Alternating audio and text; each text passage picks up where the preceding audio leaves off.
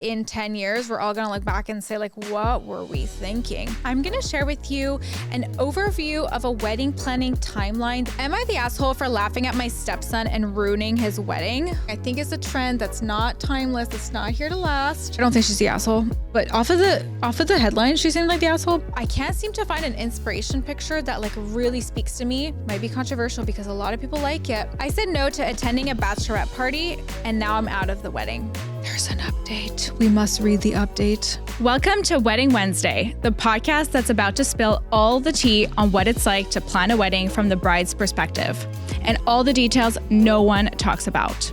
I'm creating the podcast I need to keep me sane and feeling less alone as I plan my own wedding. We're diving deep into the hilarious, messy, and sometimes crazy world of wedding planning and wedding horror stories. Get ready to laugh, cry, and maybe feel a little less alone in this wedding planning madness. Hello, welcome back to Wedding Wednesday. My name is Adriana, and today's episode, I'm gonna share with you an overview of a wedding planning timeline that you should consider if you're planning your wedding. I'm also gonna share the ins and outs wedding planning edition according to me. And lastly, I'm going to share a few crazy wedding stories at the end, like always. So with that, let's dive into our show. Okay, wedding planning timelines are so important to know when it comes to planning your wedding. And most people who get engaged don't know at all where they have to start when it comes to planning their wedding and what they have to do in order of sequence. So I'm going to share what I've done so far, what I've felt as though has been very natural and progressive, and kind of like an overview timeline that I suggest for you too if you're just starting out with planning. So step number one, you get engaged. Congratulations. What should you do first? What I suggest you do first, if you're going to have an engagement party, you plan that. That's what I suggest you do first. To plan an engagement party is very similar to planning a wedding, obviously on a way smaller scale, but typically what I did anyway was first I looked at a venue. I chose a date and then I looked for a venue that could accommodate that date for the engagement party. We did a cute little invitation. We sent out our invitations. And then from there, I didn't have to choose the food because the venue had kind of a preset menu. So that was kind of like already done. I found a dress. My fiance found a suit. And we ordered a cake. And then we thought about party favors. So we wanted to do a candy bar. We set that up. And from there, that was pretty much it. Like everybody kind of showed up. I booked like a hairstyle. I did my own makeup and we were good to go. So that's step number one. If you're going to have an engagement party, I suggest you plan that first. Once that's out of the way, if you're going to even do that, the first thing that you should be looking at is your venue and what date you're going to choose for your wedding. So if you're going to have a destination wedding, you should plan to go see venues at that destination or hire a wedding planner who will help you find somebody at that destination. If you're doing a local wedding, I suggest you start Googling venues in your area and you start to, explore, do tours of those venues. That's step number one, finding your venue and your date. Step number two is identifying your ceremony venue. If the place you're doing your reception is not going to be the ceremony venue, then I suggest you identify that next. Step number three is to identify your caterer. So in my case, my venue comes with the caterer. In other cases, some people have to go find an outside caterer. So that would be step number three, is to find your caterer. Once you have your date, your venue, your ceremony, your food, you're good to go. You're set on your date. Then you can move on to all the other things, the like really fun, girly things that you can do. So once you have that, you can start looking at hairstylists, makeup artists. That's what I like to tackle that next because I wanted to do trials before seeing who I was going to book. And some of these can be done in tandem, okay? So hair and makeup can kind of be done at the same time.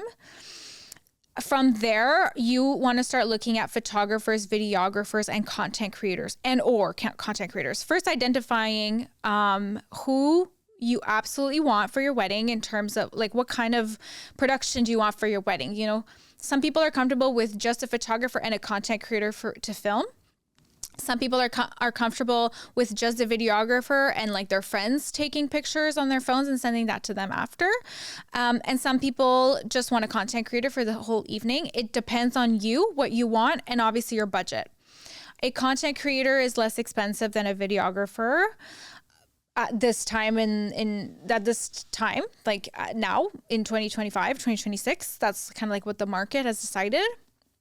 But for me, for example, and my fiance, we wanted to have absolutely high quality pictures and video. So we decided to forego the content creator and invest in the videographer, photographer. So that's what we did.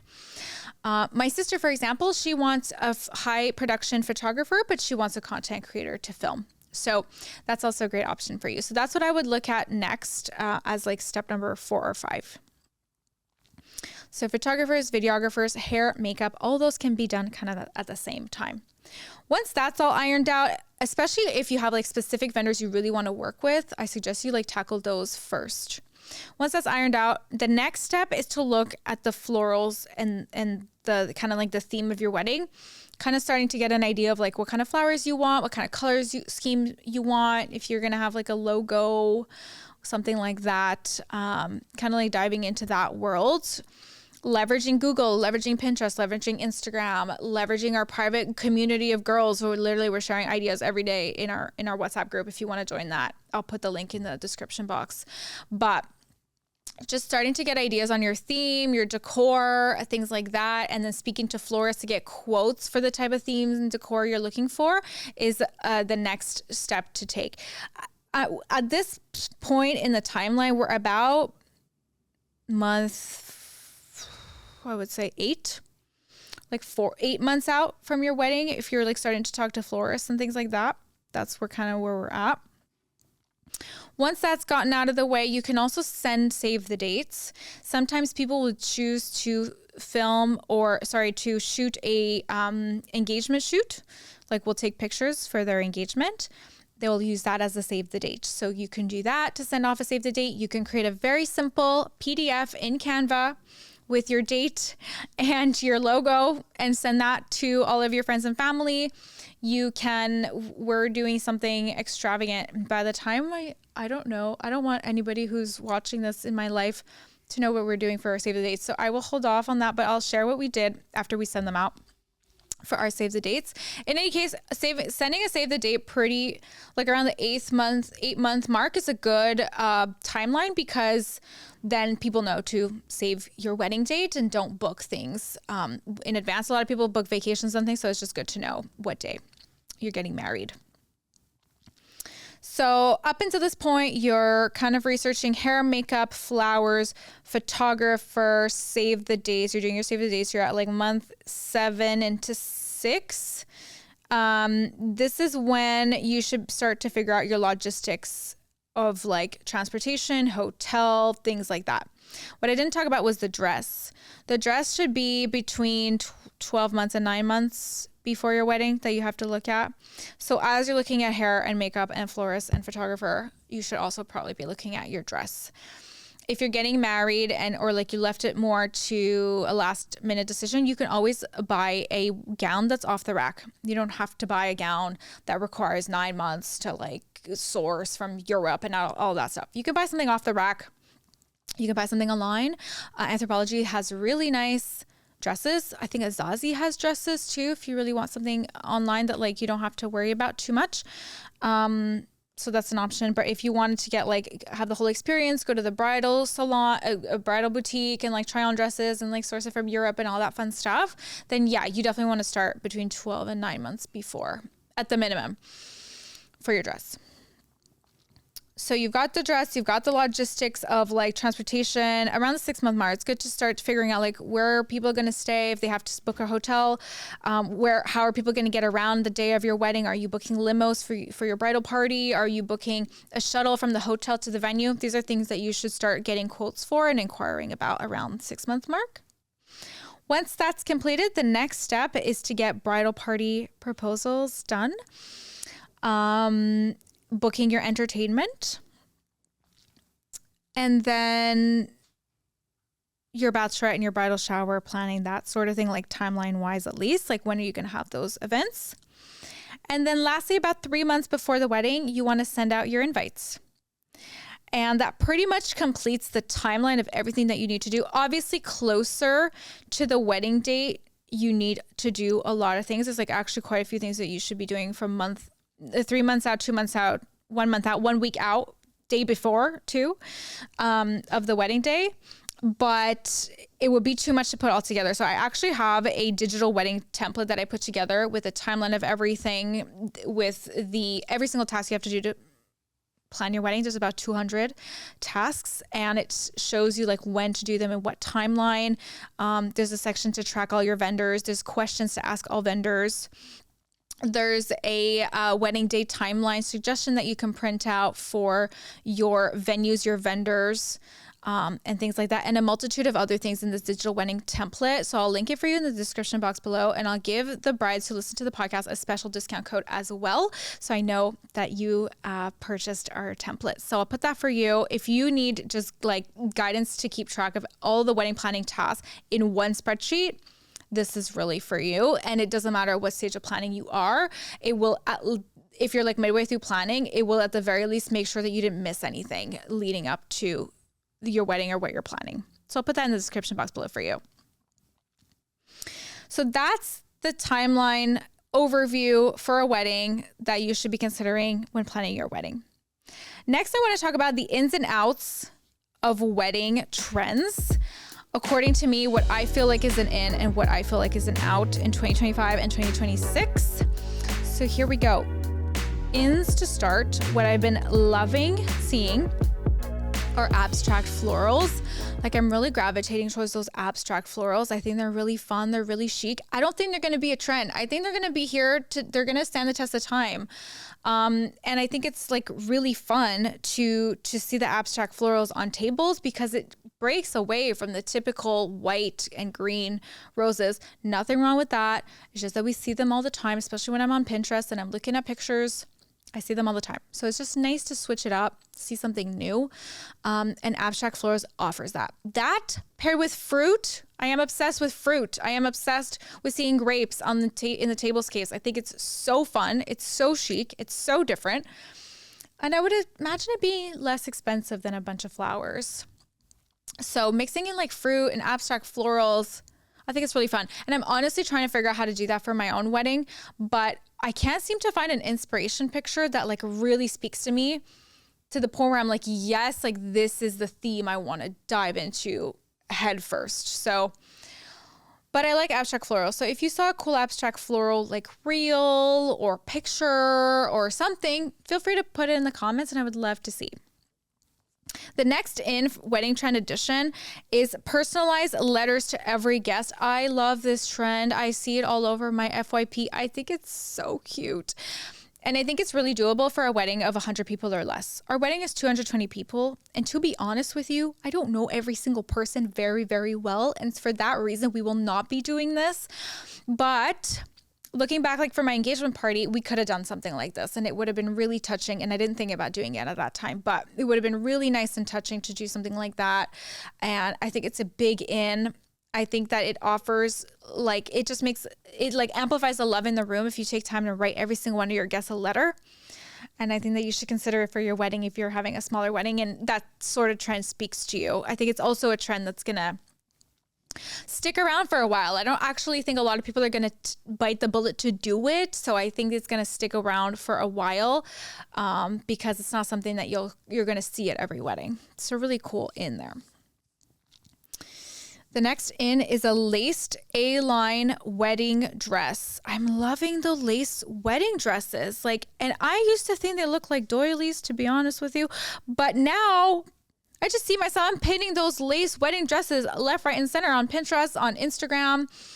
And I just think they're stunning. And I love an A-line dress. I always have. I think it's because it's the cut that flatters my body type the most. So I always gravitate towards the A-line wedding dresses or just dresses in general. I'll put a picture up on the screen for you of like what I'm envisioning when I say this. But yeah, I think it's a beautiful dress. I think it's a huge in for 2025 and 2026. And I'm hoping to see a lot of brides in this style of dress if obviously it appeals to you and to the bride choosing them. The next in wedding trend edition is a backyard wedding. I love a backyard wedding. I think they're so beautiful. They're so fun. Garden party theme, a nice pool scene on the side where you put lights in the pool and it like illuminates. Imagine like having like the bar on the grass and like a seating area with like cute parasols. I'm obsessed with the idea of a backyard wedding. I'm so obsessed with the idea of a backyard wedding that I wanted to do my engagement party in my parents' backyard, and we had too many guests, so we couldn't do it. But I'm hoping my bridal shower will be in my parents' backyard so I can fill this like little dream of mine to have a backyard wedding or wedding related activity.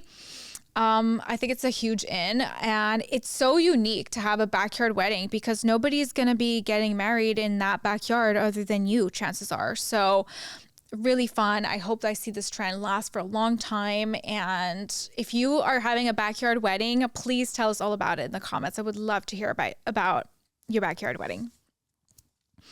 The last in wedding trend edition for this year and next year is content creators capturing weddings. I love the idea of the content creator. We did not have a content creator film our engagement party, but we had my sister and Antoine's sister. We gave them both our phones and we said film and take pictures and do all the things and like capture. And we had those memories to look back on straight from their phone that like the photographer didn't capture, you know, all those silly moments that we didn't get to see because they were happening like behind the scenes or in another corner of the room or something like that. We got to see, and it was everything. It was so much fun to look back on. So I hope that the trend of the content creator is here to stay because they just offer a perspective that the videographers and photographers just cannot offer, and I think it's really cool. So those are my ins for wedding trend edition. My outs wedding trend edition, I don't have that many. I have 4. So the first one that I'm not loving, I think is a trend that's not timeless, that's not here to last. Might be controversial because a lot of people like it. It's the Super 8 camera film angle. It's like it like gives like the vibes of like an old-timey camera. I'll put an example of what I mean on the screen by Super 8. And I've seen like a lot of videographers are adding this as an option to their package because they've just seen clients like request it more. But a lot of videographers even have said like, I actually don't recommend you do it. I think it's a trend that's like not going to last a test of time. And I totally agree with them. I think it's really fun right now. It adds like an element to your wedding film that is a bit different, but I don't think that in 10, 20, 30 years, you're going to look back on your wedding film and think that that was a cool trend. Like personally, that's just my thought on it. But if you're doing Super 8, would love to know like your thoughts. Like, do you think it's going to stand the test of time? If you do, would love to hear why in the comments. The next out wedding trend edition is a large oversized drapery. And I've mentioned this in a previous episode about how I don't like the excessive draping for weddings. And it's been a huge trend right now. And I don't like it because it just reminds me of being under a bed fort, like with sheets. It just looks like a bunch of sheets were hung to me. And I just don't like it. And I've been seeing it more and more pop up. These influencer weddings are doing it. Celebrity weddings are doing it. And I think it's a temporary trend that in 10 years, we're all going to look back and say like, what were we thinking? That's my thought on it. I like a little bit of draping. I think a little bit of draping actually can be really elegant, but to the point of it being excessive oversized, like it's just not my thing. And I just think it's a trend that's going to be out pretty soon. The next trend that is out, and this one might sting, I don't know, a lot of people like this one, the round Italian cakes.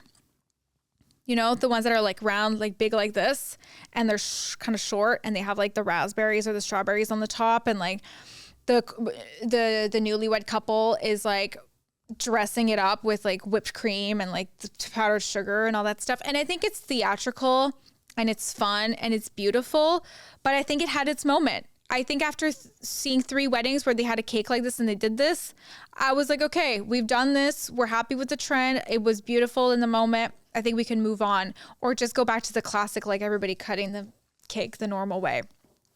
An alternative here that we saw at one wedding was that they brought out the wedding cake. They just had a normal like wedding cake, but they put on that Coldplay song where everybody says like, where it goes like, stars will drive you home. I don't know the lyric, but they had everybody like put out their phone and turn on the light on their back camera. We all like went side to side, and it kind of like gave the impression that they were cutting the cake like under a starry sky, which was so beautiful. So if you want to do something theatrical when it comes to your cake, that could be an option. That's a bit different from the typical round Italian cake that we've been seeing everywhere on social media. That it is nice, the round Italian cake, don't get me wrong, but I just think it's a trend that's already been overdone. That's my take on it. Last but not least, another one like the cake, an out trend is a champagne tower. I said it, okay? But I did a champagne tower at my engagement party, and it was so much fun, and it was beautiful, but I just think everybody does it, and like it's overdone. And been there, done that. I think we need to find a new thing that people are doing that to be theatrical at their wedding that is different than a champagne tower and cutting a round Italian cake. That's my thing. Those are all of my ins and outs wedding trend edition for this year and next year, 2025, 2026. Let's dive into a few horror stories next. So the first one over here goes, the groom forgot to put me on the guest list as a +1. This is not okay. Like, how do people forget to do this? But anyways, let's read. My roommate was invited to her college friend's wedding in Korea. Since she's currently single and doesn't know many people there, she invited me as her +1. We're based in Hong Kong, so it's not that far. Honestly, it's a pretty busy time for me, but whatever, I've never been to Korea anyways, so I agreed. I bought plane tickets, hotel, etc. Flash forward to 2 weeks before the wedding, the groom messages my roommate saying that he's asked a mutual friend to keep her company during the wedding since she's alone.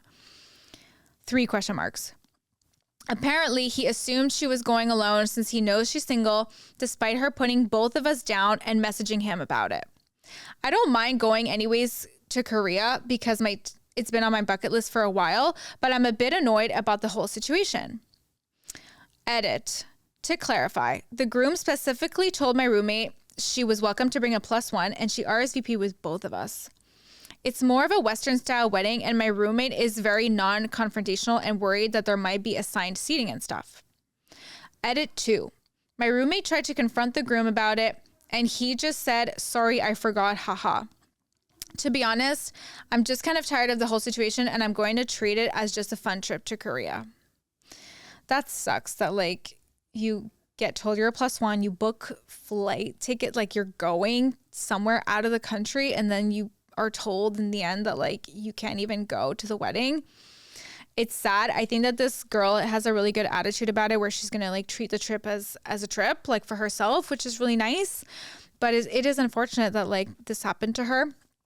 Let's see what the comments are saying. Seems like your roommate needs to message him back immediately and say, is there a misunderstanding? I RSVP'd with a +1. It's very likely just a mix up. And if they're being passive aggressive, they should just own it. Somebody else said, are you sure she mentioned you? Sometimes people lie to cover up a fuck up. Fair. If it's on him, then she should feel fine texting that it's a misunderstanding. Also, kind of weird to just throw a wedding partner at someone. For all he knew, she wanted to go alone. Maybe the mutual friend is into her. Someone else said, I would assume this was a mistake or oversight. Your friend should remind him that she should respond saying your friend should remind him that he responded saying she was bringing a +1 and named you. Are you sure your friend was given a +1? Sometimes people assume they have been invited with a +1, even if the invitation says otherwise. This whole situation is giving like big misunderstanding, communication misunderstanding. I think that if I was the friend invited to the wedding, I would definitely speak to the people who invited me about the fact that I RSVP'd with a +1. And if the couple ended up saying like, I'm sorry, like it's too late to adjust, then I would feel so bad for my friend that I invited as a +1, but I would offer maybe to like refund her ticket or like make a fun trip out of it with her if she comes, you know. It's really an unfortunate misunderstanding. And goes to show that you really need to take your invites really seriously. Like, don't let people, as the nearlyweds, like, don't let people walk all over you and allow other people to invite whoever they want if you're not comfortable. So you need to put your boundaries there. But by the same token, if you gave a +1 to somebody, they RSVP yes with a +1, you should respect that. That's my opinion on it. Okay, here's another one. Would love your opinion on this one too. I said no to attending a bachelorette party, and now I'm out of the wedding. I told the bride I couldn't afford the Vegas trip. I've been upfront about my financial situation for months. She said it was fine, that she understood. Then I got a text saying I've been replaced as a bridesmaid because I'm, quote, not showing up for her. So showing up to her wedding isn't enough. I didn't know friendship was measured in flight points and bottle service. I am sorry that I am too broke to spend $3,000 on your wedding. $3,000 is a lot of money. That is a lot of money to spend on a bachelorette that's not even your own. And like, you should respect anybody who declines having to spend that much as the bride. I can understand it's disappointing because you want people to be there for you and your bachelorette, but not everybody's in the same financial situation, and it's something that needs to be respected. And I feel like it's something that's not respected enough, actually. Like, if I choose, I would love personally to have my bachelorette in Greece. I don't think I will, but I would love to. And if like all of my friends said like, we can't go with you, then I'd be like, fair enough, let's find another situation. Or if only like 3 can come with me, then I would do maybe just a smaller bachelorette. I don't know. But it definitely, I think as the nearlyweds, like asking people to go on a trip for you puts people in an uncomfortable situation to begin with, because now they're faced with either saying yes or no. And if they feel like they have to say no for whatever reasons, it can be uncomfortable for them to have to say no, for one. But for two, it also makes like the other people uncomfortable. Like, everyone's just uncomfortable. Like, the nearlyweds are putting people in an uncomfortable situation. The nearlyweds feel uncomfortable because people are declining. So it's difficult when it comes to trips. And sometimes there is something to be said about looking at all your girlfriends and saying like, let's do a girls trip, not necessarily a bachelorette. Like, you have your whole life to do girls trips. Maybe choosing to do your bachelorette locally for your bachelorette could be better overall for your sake and the sake of your girl group. And then choosing to do a girls trip all together that's planned like way ahead of time all together, that everybody is happy with for like the following year or the year after, could be a good option for you too. So let's read the comments. Let's see what people had to say. Somebody said, she did you a favor. Just look at it that way. Her actions speak louder than her words ever could. I kind of agree. Like, this friend is an a-hole for kicking her out of the wedding party just because she didn't want to spend $3,000. Somebody else said, yep, she's not your friend, OP. If a person tells you who they are, believe them. You no longer need to waste time cultivating a relationship. Spend that time on taking care of you. I love that advice. Somebody else said, save yourself all the money and RSVP no. Life's too short to hold on to friendships with awful people. Guys, like, sometimes you don't realize your friends are awful until you get married. I said it. It's true. It's literally so true. Someone else said, I learned a new acronym recently. It's the opposite of FOMO, fear of missing out. Ting, thrilled I'm not going, TING. Editing to give credit. Pearls Before Swine comic strip, Friday, April 18th. So that's where that comes from. Somebody else said, I have also heard of JOMO, joy of missing out. These are fantastic acronyms that we should probably all consider if situations like this happen. Somebody else said, now you've got a free weekend and no obligation for a gift. Do not let her just take the dress, assuming you've already bought it and she didn't pay for it. If her new bridesmaid needs it, then she can pay you up front. Someone else said, it hurts to find out that someone you thought of as a friend really isn't. Just to be clear, I'm referring to her. You are just fine not wanting to drop that amount on a party for her. So true. It's unfortunate that sometimes these situations like brings to light who your friends really are and how they are. But it is what it is, and there's nothing you can do about it, unfortunately, other than grieve that friendship. Am I the asshole for laughing at my stepson and ruining his wedding? Well, off of that headline, yes, but let's actually read. For context, I have been married to my husband for over 20 years. We started dating when my stepkids were 5 and 3. Our kids are Adam, 28, stepkid number 1, Ben, 26, stepkid number 2, Charles, 20, David, 17, and Ellie, 13. Boy, that's a lot of kids. Adam is getting married at the end of the summer to his fiancée, Alice. She's 27. We have all been very excited for them. All of the kids have roles for the wedding. Charles is the best man, the other 2 boys are groomsmen, and Ellie is a junior bridesmaid. Last weekend, we had a dinner for my husband's birthday.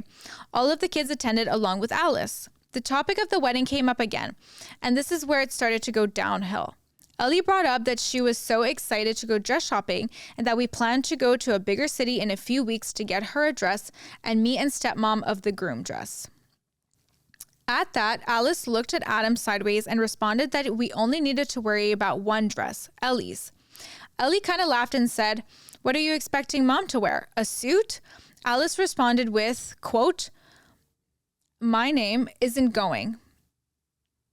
You know we are keeping our guest list very limited to only family and a few close friends." What? Adam and Alice have been to our house numerous times for holidays, dinners, just to say hi since they've been engaged. This has never been brought up. Pretty quickly, things escalated. The CliffsNotes version is that Charles asked them to clarify if they were choosing to uninvite me now or if I was never invited. Alice confirmed the latter. Why? Adam said it's because I'm not his mom. Charles, David, and Ellie argue with Adam and Alice that none of them were going to go if I wasn't invited. That it was cruel to leave me out given I've been his parent for a majority of his life and loved him like my own. My husband and I admittedly sat there for a minute, just effing shocked. Adam finally turned to my husband and said, "Well?" My husband told him he wouldn't be going either. Adam then turned to me and asked if I was really going to let everyone ruin his wedding on my behalf. Here's where I might be the asshole. I just laughed. I don't know what came over me, but the entire thing was just so ridiculous that laughing was the only thing I could get out. I told my husband I'd be waiting in the car and left, and then promptly bawled my eyes out. Anyways, Charles, David, and Ellie are not talking to Adam. Adam called my husband yesterday to try and smooth things over. He was still adamant I'm not invited and it's their wedding. He also requested I apologize for laughing at him. My husband told him tough shit. It's their wedding and they can invite whoever they want, but they can't control who will actually go. He said they owe me an apology and that Adam should be ashamed of himself. I'm getting texts now asking WTF I did and why I'm being a, quote, step monster and ruining the wedding. Am I the asshole? There's an update. We must read the update. I don't think she's the asshole, but off of the headline, she seemed like the asshole. But then after reading the whole thing, I don't think she was the asshole. I want to read the update though.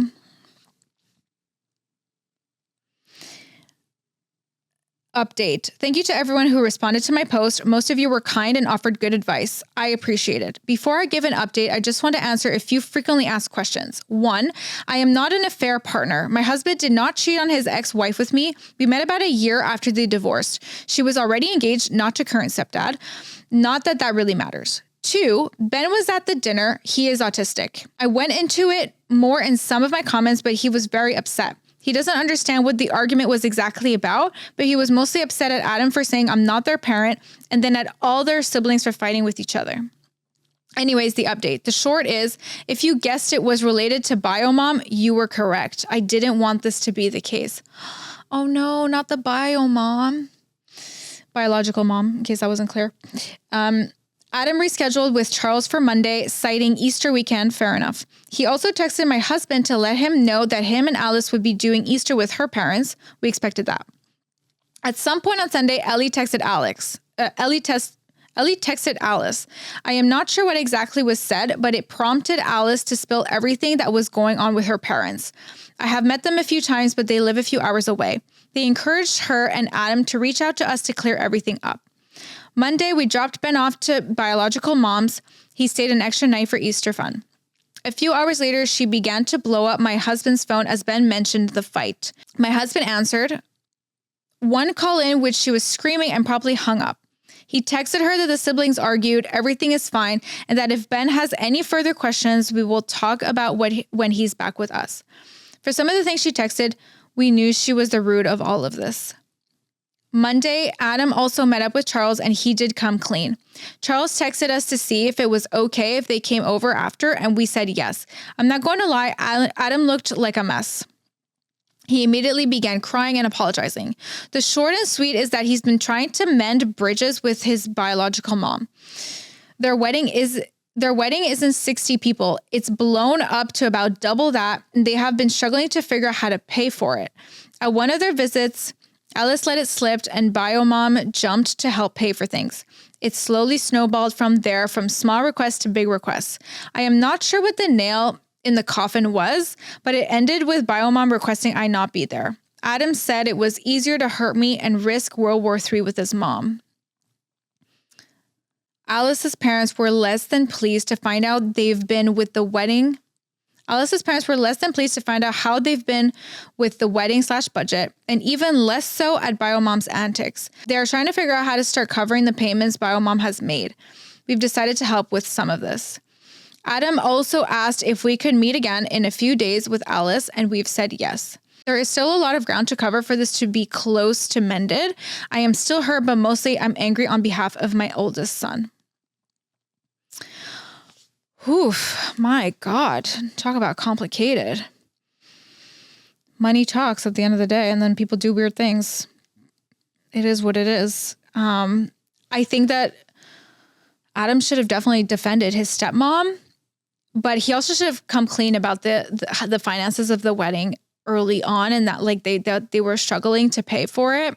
And maybe like his dad and his stepmom would have come up with a better solution way early on instead of like their feelings being hurt, you know? Communication is literally so key when it comes to any situation that comes up. Even with my own wedding, when I have things that are coming up with my family or whoever that bother me, I try and communicate through it, because the only way over something is like through the situation, right? I forget that saying now. The only way over is through. I don't know. If you know that saying, like write it in the comments. But it's the only way to solve anything is like to have active communication. Someone said, I figured the biomom was behind the chaos, but that still doesn't exonerate Alice and Adam. I can more easily understand Adam feeling torn between his mom, but Alice, the way she expressed herself to Opie in the original post, like sounds like she was more interested in her dream wedding than the future of her marriage within the context of Adam's family. Somebody responded to that and said, I think you're onto something. I don't know. This is really insane. I would love to hear if something like this has happened to you and if you need advice on it. We read listener stories here on the podcast. So if you have one for us, if you just need to vent, we read them anonymously. You can email it at hello@weddingwednesdaypod.com.